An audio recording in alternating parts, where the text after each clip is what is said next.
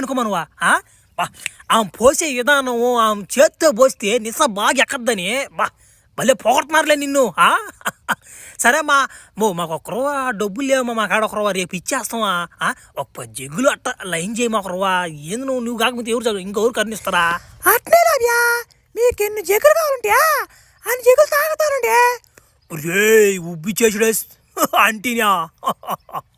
ఇలా చూడండి, ఈ రోజు నుంచి మనం చాలా జాగ్రత్తగా ఆడుకోవాలి. ఎందుకంటే పిల్లకాయలను పట్టుకొని వచ్చే వాళ్ళు వచ్చేసారంట.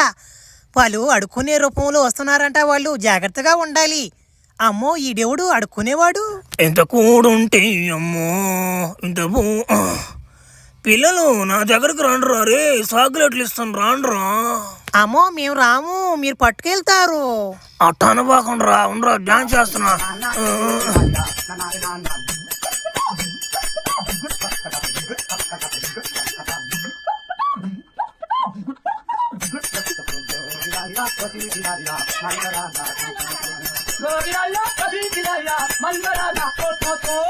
అయ్ భలే డాన్స్ చేస్తున్నారు అంకుల్.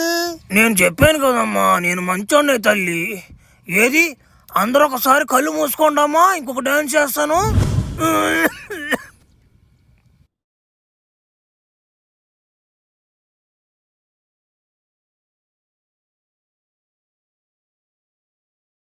ఒరే మనోడా, ఒరే నువ్వు ఈడ దబ్బరలు కూడు అనుకుంటున్నాను వా.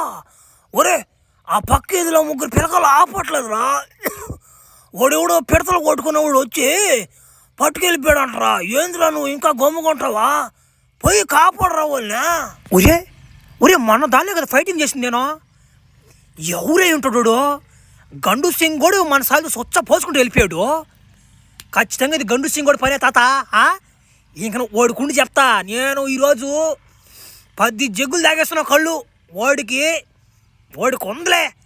నేను ఈరోజు మంచిగా మన ఊర్లో మంచి బిర్యానీ చేస్తున్నాను. నేను పెద్ద అండాలు పెట్టి మన బిర్యానీ పెట్టి మన ఊళ్ళందరికీ నేను పార్టీ చేద్దాం అనుకున్నా. కానీ ఆ గండు సింగ్ కూడా బడిపిండి ఉంటాడు. చెప్తా రేయ్, మీరు ఆటోలో అంటారు, ముందు స్కూటీలో పోతాను నేను. ఎవరో పిల్లబొచ్చోళ్ళరో, మీ ఊర్లో ఒక 3 పిల్లకాయలు ఆపడకపోతేనే అని ఊపుకుంటూ వచ్చేసారు నా కాడికే. ఈ పని ముందు ఉండాలరా. మీ ఊర్లో ఒకడు జల్లాడు వచ్చినాడు, వాడు మా ఊళ్ళని కొట్టాడు. దానికి దీనికి చెల్లు కాదు, ఇంకా మీ ఊర్లో పసిపిల్లకలు పోతూనే ఉంటారు. ఏంద్రా మీరు? ఒరే ఎవడు దొరందర మ్యూజిక్ వేసుకుని వస్తున్నాడా?